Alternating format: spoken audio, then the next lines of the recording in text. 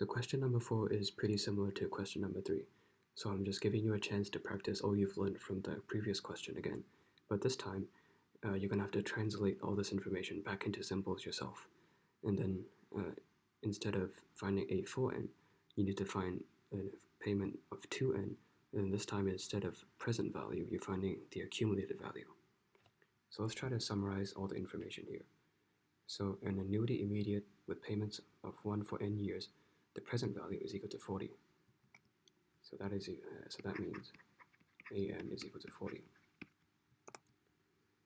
And then payments of 1 for 3n is equal to 70.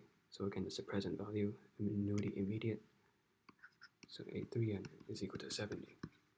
So we're going to do the exact same thing as we did before. So obviously we can find v to the power of n.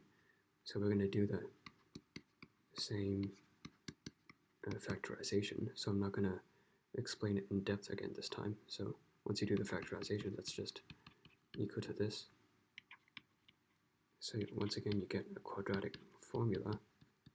And then once you factorize it, you find that it's equal to 2 to the power 2 times v to the power of n plus 3 2v to the power of n minus 1 is equal to 0. So you see that v to the power of n is equal to 1/2. Or it could be equal to negative 3 over 2. And once again, this is absurd. It can't be negative. So it's equal to 1/2. So now we need to find S2n. So before we do that, let's just try to find A2n first.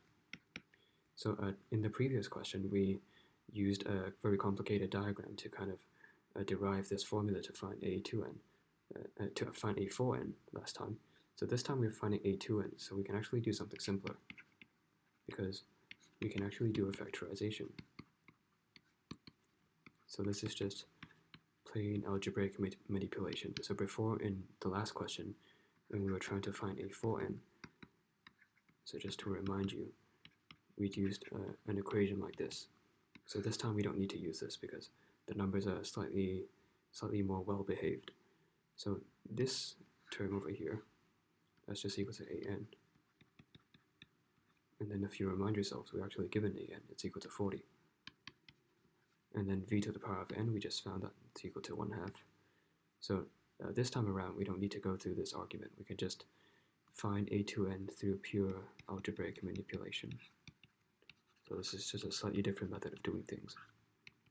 So that's equal to 60. And then we need to find S2n.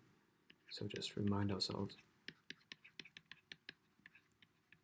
you can relate S and A through this formula. And 1 plus I to the power of 2n, that's just equal to 1/2. 1 over v to the power of 2n.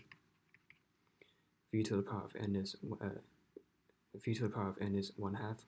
1 over v to the power of n is equal to 2, and then if you square this, that's equal to 4 times 60. So the answer is 240.